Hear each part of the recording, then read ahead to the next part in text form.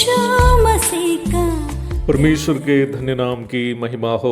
प्रभात मनन के सत्र 1399 में आप सभी का बहुत ही प्रेम के साथ, आदर सम्मान के साथ स्वागत करता हूं। आइए आज के मनन के लिए हम पढ़ते हैं पहला तीमुथियुस अध्याय 6 पद 7। क्योंकि ना हम जगत में कुछ लाए हैं और ना कुछ ले जा सकते हैं। इब्रानी 10 की 38वीं आयत में लेखक संभवतः पौलुस ही इस प्रकार कहता है, पर मेरा धर्मी जन विश्वास से जीवित रहेगा। लेखक का ये प्रस्ताव वास्तव में लेवी व्यवस्था 18 की 5 की एक ऐसी परिभाषा है जो नया नियम की परिप्रेक्ष्य में उन्होंने किया है। वहां हम इस प्रकार पढ़ते हैं, इसलिए तुम मेरे नियमों और मेरी विधियों को निरंतर मानना। जो मनुष्य उनको माने वह उनके कारण जीवित रहेगा। लेवी व्यवस्था 18 की 5 को मैंने पढ़ा। इधर से एक और आत्मिक सच्चाई हमारे सामने प्रकट हो रही है। वो क्या है? विश्वास से जीने का मतलब कुछ भी विश्वास करके जीना नहीं है, बल्कि वचन का पालन करके जीना ही विश्वास से जीना है। यदि हम वचन का पालन करते हुए जिएंगे तो परमेश्वर के वचन में ये ताकत है कि वो हमें संभालेगा। इस्राएल में राजा अहाब के शासन काल में जब सारे इस्राएल मूर्ति पूजा में मस्त थे, परमेश्वर ने नबी एलिया के द्वारा ये वचन सुनाया कि जब तक एलिया नहीं कहेंगे ना तो मेह बरसेगा और ना ओस पड़ेगी। पहला राजा 17 की 2। देश में पूरा अकाल हो गया। यहां तक राजा अहाब के चौपायों को भी भोजन नहीं मिल रहे थे। पहला राजा 18 की 5।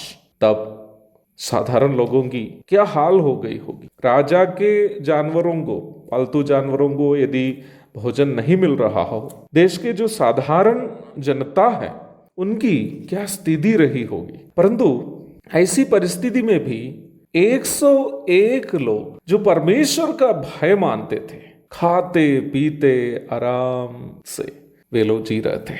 उसमें इस 101 में एक नबी एलिया ही है, जिनको परमेश्वर ने स्वयं करीत नाले के पास रोटी और मांस कौए के द्वारा रोज सुबह और शाम पहुंचा देता था। इसके अलावा, एलिया के अलावा परमेश्वर के 100 अन्य नबियों को राजा के ही घराने का एक दीवान, जिनका नाम ओबद्याह था, गुफाओं में छिपाकर उन नबियों का ओबद्याह सेवा कर रहा था और उनको अन्न जल आदि सब उपलब्ध करा रहा था। पहला राजा 18 की 4।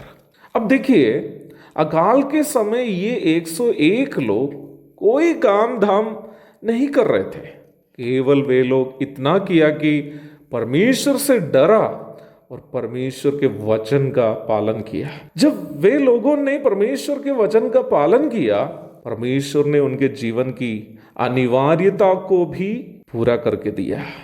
चारों तरफ परिस्थिति पूर्ण रूप में विपरीत होने पर भी परमेश्वर के वचन को जीवन में महत्व देकर जब हम जीवन बिताते हैं, प्रभु भी कठिनाइयों में हमारे हाथ नहीं छोड़ते हैं। परमेश्वर के वचन को अपने जीवन में महत्व देकर जीवन बिताने वाले लोग कभी भी संसार और संसार की वस्तुओं से प्रेम नहीं करते हैं।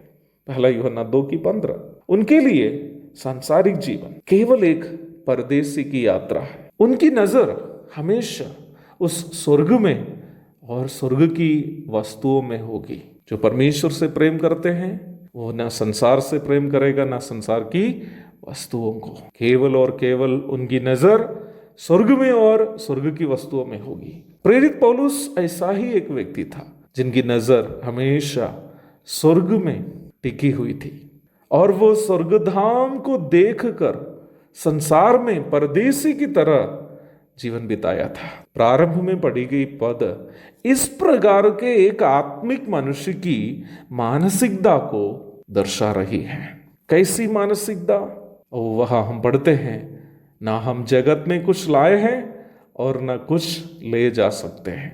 संसार से कोई प्रेम नहीं है, नजर स्वर्ग में है। वास्तव में वर्तमान समय के हम मसीही लोग इसी विश्वास को खो दिए। हम इस सोच से जीवन बिताते हैं कि जब तक संसार में जीना है तब तक यह कमाएंगे और सुख समृद्धि में यह जिएंगे, और प्रभु आने के बाद इधर से निकल जाएंगे और उधर स्वर्ग में जाकर उधर भी सुख समृद्धि में जिएंगे।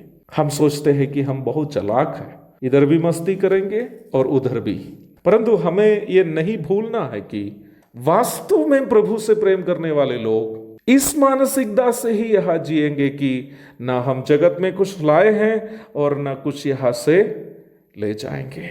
इसलिए यहां जितना दिन भी जिएंगे उस प्रभु के लिए जिएंगे जो हमसे प्रेम करके अपने आप को हमारे लिए दे दिया। एक उच्च स्तराई आत्मिक जीवन यही है। एक उच्च स्तराई आत्मिक जीवन बिताने वाले विश्वासी की मानसिकता यही होगी। एक और शुभ दिन की धन्य कामनाओं के साथ आज का मनन का मैं यहाँ पूर्ण विराम करता हूँ। प्रभु आप सबको आशीष दे।